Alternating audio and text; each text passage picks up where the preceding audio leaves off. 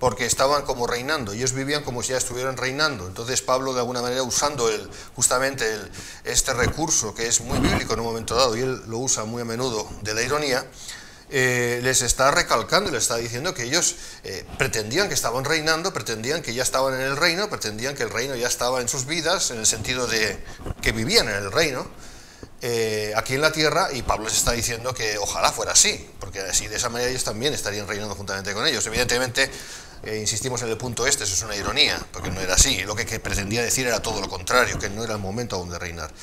Y lamentablemente es buena pregunta esta, porque nos lleva a la situación actual, nos lleva a la situación del presente, donde muchos cristianos, muchos llamados evangélicos, y no voy a dudar de ello, pero evangélicos profesantes, lo vamos a decir de ese modo, están viviendo como si ya reinaran, están viviendo como que el reino ya está establecido aquí en la tierra, ¿no?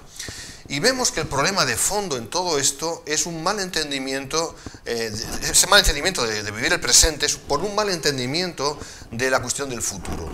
Es un mal entendimiento de la cuestión escatológica, y de eso tenemos que hablar, porque ese es el tema. La escatología, escatos logos, tratado de las últimas cosas, y eso es lo que muchos no han entendido bien. Al no entenderlo bien, ¿qué es lo que está pasando?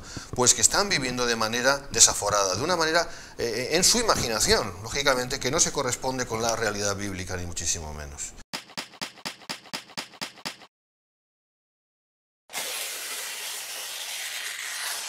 Ese triunfalismo, justamente, de eso estamos hablando, no es baladí asuntos, no es cualquier cosa. O sea, realmente, si lo pensamos bien, es mucho más importante de lo que muchos puedan llegar a pensar. Fíjense que es contrario a lo que el Señor Jesucristo dijo en su palabra, justamente antes de ser ascendido a los cielos, cuando dijo, en el mundo tendréis aflicción. O sea, que prometió algo, que tendríamos aflicción. Y sin embargo, muchos de estos cristianos ya están viviendo como si ya reinaran, ¿no? Esa es la dicotomía, esa es la contradicción tan grande que nos estamos encontrando y que lamentablemente es así.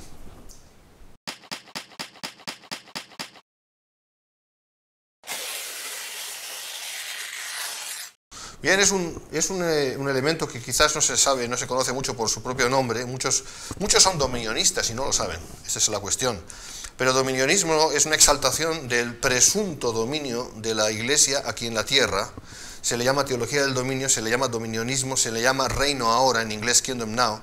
Y es, básicamente por definirlo, es teología, esa teología es escatología postmilenial y militante que enseña que para que el mundo pueda ser rescatado, para que el mundo pueda recibir el reino y pueda vivir en el reino, y el reino pueda estar establecido, tal y como todos nos quisiéramos que fuera, lógicamente, la Iglesia tiene que incautar los poderes de este mundo, todo tipo de poderes, el poder temporal, vamos a definirlo así, de este mundo, de manera que el reino pueda establecerse. Entonces se pretende un reino sin el rey presente, esta es la cuestión. Entonces, esto es evidentemente falso, por su propio inicio, por su propia raíz, es imposible, además es absolutamente incoherente, porque en la naturaleza humana no está realmente el poder ejercer el reino de Dios aquí en la tierra de esa manera, porque aún no se ha manifestado lo que hemos de ser, como la palabra de Dios dice, y es un pretender lo imposible. Pero esto es básicamente lo que es el dominionismo, teología del dominio, o kingdom now, o reino ahora.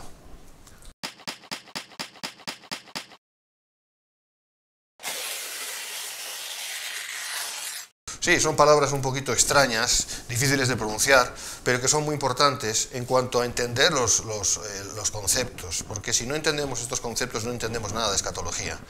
Escatología, insisto en eso, es una palabra derivada del griego, es una palabra doble, scatos, logos, y significa el tratado de las últimas cosas, y es el entendimiento de la profecía bíblica conforme la Biblia nos lo enseña. Bien, entonces, el amilenarismo, hablemos primero del premilenarismo. Es un dato importante a tener en cuenta. En los primeros 300 años de cristianismo, toda la iglesia era premilenarista. ¿Qué significa que la iglesia era premilenarista? Significa que creía que para que el reino de Dios se estableciera aquí en la tierra de manera tangible, de manera visible. No estamos hablando aquí del reino de Dios en nuestras vidas, que es invisible, el cual claro que está porque somos cristianos. Estamos hablando del reino en la tierra, que es muy diferente. Para ello, los primeros cristianos,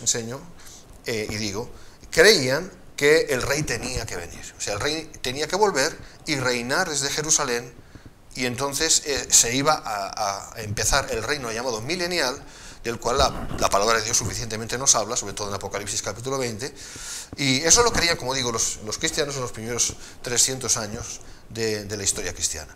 Pero surgió en un momento dado, y fue todo a raíz, y eso es muy importante decirlo, de la negación de Israel, de este antisemitismo que se originó ya en los albores del cristianismo, de esa negación, como digo, de los judíos, de ese ir en contra de Israel, de ese ver a los judíos como malos, y que la Iglesia era pues el único estandarte de Dios, o el único ente de Dios en la tierra, y que Israel, por tanto, quedaba excluido de los planes de Dios. Ese entendimiento lo que hizo fue traer un entendimiento alegórico de la palabra de Dios. Es decir, hasta Orígenes, estamos hablando del siglo III aproximadamente, todos los cristianos entendían que la palabra de Dios tenía que entenderse de manera literal, en cuanto a lo que se puede entender por literal, apartando lo simbólico, que es obvio cuando es simbólico, y de ninguna manera interpretar la palabra de Dios de una manera, insisto, alegórica. Pero con Orígenes y por la negación de Israel, evidentemente los textos que eran literales en cuanto al restablecimiento de Israel y de que Israel iba a heredar el reino prometido, el reino mesiánico también llamado, o milenial, pues evidentemente al negar todas estas cosas, ¿qué es lo que tenían que hacer? Pues reinterpretar la Biblia, lo cual llamamos alegorizar la Biblia. Es decir, donde había un texto que era cabal y concreto, sencillamente sacar ese contexto, sacarlo de contexto para explicar otro texto, es decir, otro entendimiento de lo que es la palabra en ese sentido. Primero de estos fue, que se conoce, es Orígenes, que además era de la escuela alejandrina, era un hombre que era universalista, llegó a creer que todos los hombres se van a salvar, y incluso Dios va a perdonar al diablo, eso es lo que creía Orígenes. Y hubo otros hombres, bueno, pues lógicamente tenemos la persona de Agustín de Hipona, que fue quien introdujo ya lo que es el amilenarismo, y ahí ya respondo a su pregunta, amilenarismo. O sea que por un lado tenemos el premilenarismo, que significa el rey tiene que volver para reinar de facto en esta tierra. Esta es la posición premilenarista. Tenemos la posición amilenarista, que es la que niega el milenio como tal, y en todo caso, como enseñaba Ticonio, donatista del siglo IV del norte de África, este hombre enseñaba que, bueno, que el reino de Cristo es un reino espiritual, otra vez alegorizando la palabra de Dios, y que ya estábamos en el milenio de una manera espiritual, el reino espiritual, encabezado por la Iglesia. Por lo tanto, lo que venían a enseñar estos señores es que, sobre todo está muy reflejado en el libro La ciudad de Dios de Agustín de Hipona, la Iglesia es la que reina. Claro, tenemos un problema aquí. Si la Iglesia reina, entonces el reino reina. Pero hacer que la Iglesia reine, eso evidentemente es una herejía. La Iglesia, que aún no está ni siquiera glorificada, ¿cómo va a poder reinar en este mundo? Es imposible. De ahí que surge el catolicismo romano. Y lamentablemente esta idea escatológica falsa pasó no solamente al catolicismo ya desde la época de Eusebio de Cesarea, Agustín de Hipona, etcétera, al catolicismo que luego sería al poco tiempo el catolicismo romano que todos entendemos, sino que luego avanzó en la Reforma. Y vemos a reformadores como Martín Lutero, vemos a reformadores como Juan Calvino, que fueron hombres de Dios y valientes, pero en la cuestión escatológica fallaron, porque recibieron el legado de la Iglesia Católica y siguieron con ese mismo legado. De ahí que muchas de las denominaciones actuales que vienen de la Reforma, o reformadas, aún tengan esta teología amilenarista. Y luego, usted habló de la cuestión postmilenial, si no recuerdo mal, ¿verdad que era la otra pregunta? Es una pregunta muy larga, evidentemente, pero es importante ir paso a paso. El postmilenarismo es lo que es realmente, está basado en la doctrina del reino ahora, es decir, el dominionismo. Es una vertiente más activa, más militante de lo que es el posicionamiento amilenarista, porque enseña, como dije antes, que el reino es ahora. Y eso pues lo enseña pues muchos de los llamados apóstoles hoy en día, que son falsos apóstoles, muchos de ellos, falsos profetas. Eso viene ya desde unos años a esta parte y se ha introducido terriblemente en el seno eclesial y realmente está haciendo bastante daño.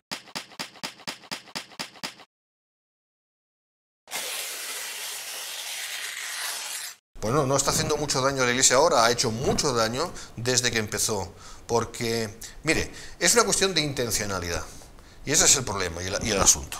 Si yo leo la palabra con una previa intencionalidad, estaré interpretando mal la palabra de Dios, porque justamente por este mismo motivo, porque yo tengo una intención previa. Esto es alegorizar. ¿Qué es alegorizar? Es necesariamente sacar del contexto lo que dice el texto para armonizar con mi idea preconcebida. Ahora, imagínese si esto va a hacer daño o no va a hacer daño. Naturalmente que sí. Ya no solamente en la cuestión escatológica, sino en cualquier otra cuestión. Tenemos, ya hablaremos en otra edición seguramente, pero tenemos la cuestión del G12, D12 y todo lo que tiene que ver con la cuestión de los apóstoles de hoy en día, en fin, y todas estas cosas que la llamada nueva reforma apostólica, y, en fin, hay tantas y tantas variantes que neopentecostalismo, en fin, hay tantas cosas que está basado todo esto en dos cosas básicamente. Una, en las experiencias espirituales de cada uno, personalistas, y dos, en la cuestión alegórica. Ahora, fíjense que esto no es moderno, esto viene desde Orígenes, y Orígenes vivió en el siglo III después de Cristo, así que imagínense si no ha hecho daño esto a lo largo de la historia, una mala interpretación de la palabra. La palabra, y con eso lo resumo todo, la palabra de Dios hay que interpretarla tal y como está escrita. La palabra de Dios es la Biblia es la palabra de Dios, y no hay manera de poder entender a Dios si no es por su palabra y conforme a su palabra, entendiéndola desde una perspectiva literal en cuanto a lo que pueda ser literal, y lógicamente si lo que sea simbólico ya se sabe por el mismo contexto. Pero alegorizar la palabra de Dios para llevarla a nuestro, digamos, a nuestro rincón, o a nuestro entendimiento de las cosas, esto no solamente es un error, sino es un gran pecado.